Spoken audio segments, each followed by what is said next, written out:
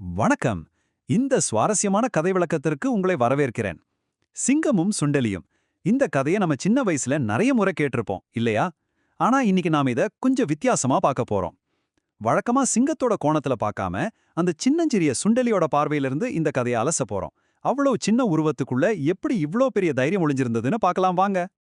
அடர்ந்த காட்டுல கவலையே இல்லாம ஜாலியா விளையாடிட்டு இருந்த அந்த குட்டிச் சுண்டலி எதிர்பாராத விதமா தூங்கிக்கிட்டு இருந்த காட்டுராஜாவோட மூக்கு மேலேயே ஏறிடுச்சு.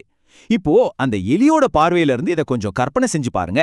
ஒரு பக்கம் பிரம்மாண்டமான மலை மாதிரி இருக்கிற சிங்கம், இன்னொரு பக்கம் ஒரு சின்ன தூசி மாதிரி இருக்கிற பலவீனமான எலி.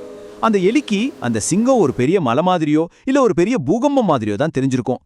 திடீர்னு ஒரு பெரிய பூகம்பம் வந்த மாதிரி சிங்கத்தோட தூக்கம் கலைஞ்சிடுச்சு. யார் அது அப்படின்னு காடே அதிரும் அளவுக்கு ஒரு கோவமான கர்ஜனை. தூங்கிட்டு இருந்த அந்த பிரம்மாண்டமான அரக்கன் கண் விழிச்சிட்டான். இப்போ அந்த எலியோட நிலைமைய கொஞ்சம் யோசிச்சு பாருங்க. பயத்துல நடுங்கி போன அந்த குட்டி எலி அடுத்த செகண்ட் சிங்கத்தோட பெரிய கைகளுக்குள்ள சிக்கிக்கிடுச்சு. அவ்வளவுதான், தன் வாழ்க்கை இதோட முடிஞ்சதுன்னு அந்த எலி நினைச்ச ஒரு பயங்கரமான தருணம் அது. பயத்துல உயிர் போற நிலைமையில இருந்த அந்த குட்டி எலி சிங்கத்துக்கிட்ட என்ன சொல்லுச்சு தெரியுமா? சிங்கராஜாவே, தயவு செஞ்சு என்ன மன்னிச்சு விட்டுடுங்க. ஒரு நாள் கண்டிப்பா நானும் உங்களுக்கு உதவி செய்வேன் அப்படின்னு கெஞ்சிருக்கு. இது சாதாரண தைரியம் கிடையாதுங்க. அந்த எலி வெறும் உயிர் பிச்சை மட்டும் கேட்கல, ஒரு மலை மாதிரியான பலசாலிக்கு தூசி மாதிரி இருக்கிறதான் ஒரு நாள் உதவி செய்வேன்னு ரொம்ப துணிச்சலா வாக்குறுதி கொடுக்குது. இந்த தைரியம் தான் இந்த கதையோட மையப்புள்ளியே. இந்த சின்னஞ்சிறு எலி தனக்கு உதவி செய்யுமா அப்படின்னு நினைச்சு சிங்கம் சத்தமா சிரிக்குது.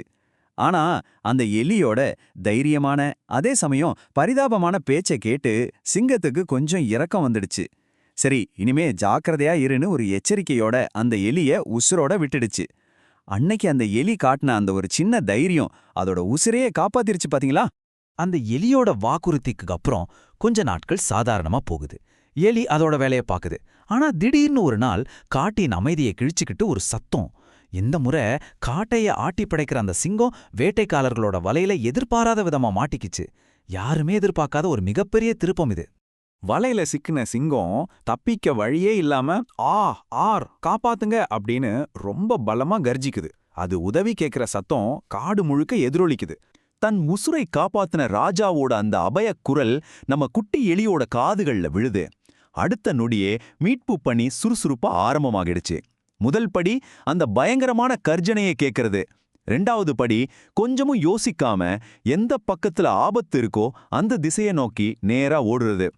3வது படி எந்த ஆயுதமும் கையில இல்ல, ஆனா தனக்கு இருக்கிற ஒரே பலமான தன் கூர்மையான பற்களால அந்த வலையை கடிக்க தொடங்குறது. அங்க எவ்வளவு பெரிய ஆபத்து இருக்குன்னு தெரிஞ்சும் அந்த குட்டி எலி எடுத்த முடிவு இருக்கே, அதுதாங்க உண்மையான வீரம். உங்களுக்கு ஒரு விஷயம் தெரியுமா? எலிகளோட பற்கள் இரும்பையே கடிக்கிற அளவுக்கு ரொம்ப வலிமையானவை. மிக குறுகிய நேரத்திலேயே அந்த எலியோட விடாமுயற்சியால வேட்டைக்காரர்களோட கடினமான வலை சுக்குநூறாக கிழித்தெறியப்படுது. காட்டு ராஜா இப்போ எந்த கட்டுப்பாடும் இல்லாம முழு சுதந்திரமா வெளியே வர்றாரு. ஒரு சின்ன எலியோட உடல் உழைப்பு எந்த பெரிய மிருகத்தாலையும் உடைக்க முடியாத ஒரு வலைய ரொம்ப சுலபமா உடைச்சு எரிஞ்சிருச்சு. இது நிஜமாவே ஆச்சரியம்தான் இல்லையா? இங்க ஒரு சுவாரஸ்யமான விஷயத்த நாம கவனிக்கணும். அது என்னன்னா, சிங்கத்தோட மனமாற்றம்.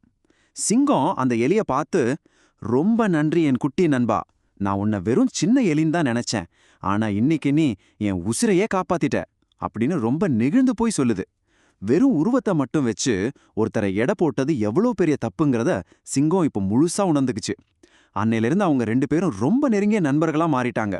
இந்த கதையில இருந்து நாம தெரிஞ்சுக்க வேண்டிய ரொம்ப முக்கியமான பாடம் இதுதான்.